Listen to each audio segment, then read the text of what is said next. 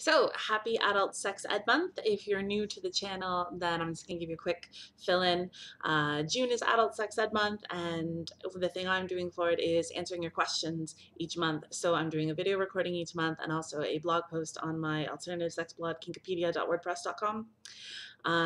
If you have any questions, then there's going to be a form link below that you can use to ask questions anonymously, or you can post them in the comments. So I'm dealing with my first question today, and it's a big one. The question was, how can I get over the shame I carry around my sexuality? And absolute kudos to the person who asked this. You asked it anonymously, so I can't thank you in person. But that's a really big question, and it's a really important question. It's not easy, and it's not a short answer. So kind of for limitation purposes, I'm going to focus on self-acceptance and the role that plays in getting over shame around our sexuality. For anybody who's watching this, I'm going to ask that you please share this video around because we're about to cover some important stuff and most people I know could benefit from it. So help me get the word out, okay? So, first thing you need to know about your sexuality is that it's one part of your whole. And the very fact that you are a human being with a spirit who is sharing the world with other humans makes you worthy of acceptance and love and all those things. And you as a human being are more than your kinks. You're more than your gender identity. You're more than your sexual orientation. You're more than your desire. You're more than how you express any of those things. Okay? So this is one part. Your sexuality and any shame you feel around that is one part of your entirety as a person, and your entirety as a person is all the things that are worthy of love and acceptance and all those things. Shame feels really big though, because it's a really intense emotion, and we spend a lot of time trying to ignore it and trying to shove it out of the way and not trying to deal with it. And when we're not feeling our feelings, when we're kind of like shoving them over to the side and being like, oh, I know, I don't want to deal with that. I don't want to, I'm going to put it over there.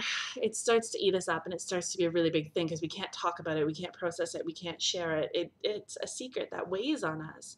And that's part of the reason shame feels so absolutely intense and so, all consuming, when really shame around our sexuality and our sexuality in general is one part of ourselves, right? Kind of leads into part number two. Desire is a really, really big force. You're going to be attracted to the things you're going to be attracted to, kind of whether you want to or not. The amount of willpower that it takes to shove away our kinks, our gender identity, our sexual orientation, our expression of desire, how we like to get down, all those kind of things, like that is a lot of effort. So when you're fighting against yourself to suppress your desires, you're going to be exhausted, right? And again, that contributes to shame feeling overwhelming because you're spending so much time repressing yourself that you don't have the energy to process or to move forward or to focus on other parts of your life.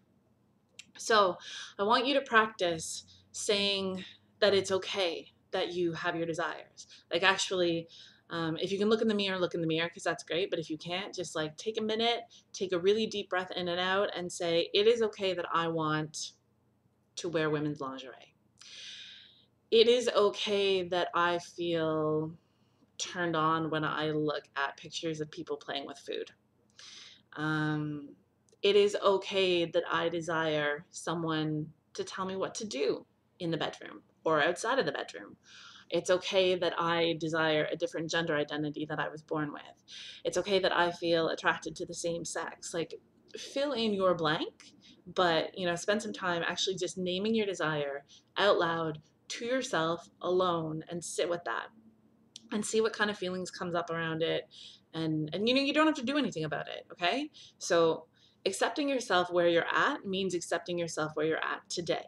And it can be really hard to fall into a trap where all of a sudden we feel like we should be celebrating, or we feel like we should be focusing on, what to do next. So let's say your desire is you realize that you want to transition your gender and you've been living as a man and now you want to live as a woman. Well, you don't have to go out now and change everything all at once, right? You can just sit with it for a little bit and be like, okay, here's where I'm at today. Here's what feels safe. And then you can move forward as you feel comfortable and you feel ready. Sometimes in the sex positive community, in the body positive community, in especially in the month of Pride, people can get really like, yes, celebrate all the time, and I got to go out and transition immediately, or I got to go out and buy all the leather and celebrate all my fetishes all the time, and that's all I can talk about, or I need to go sleep with all the people, or I need to not sleep with anybody, and we kind of like we rush into things in a really big way. You don't have to do that. You can just be where you're at today and know that you can change it tomorrow, okay? Finally, find some people to talk with about this.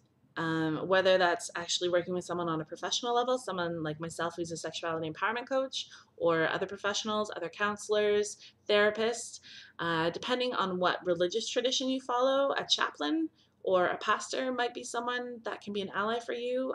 If you're part of a religion that does a lot of shame around sexuality, I would not recommend a chaplain or a pastor.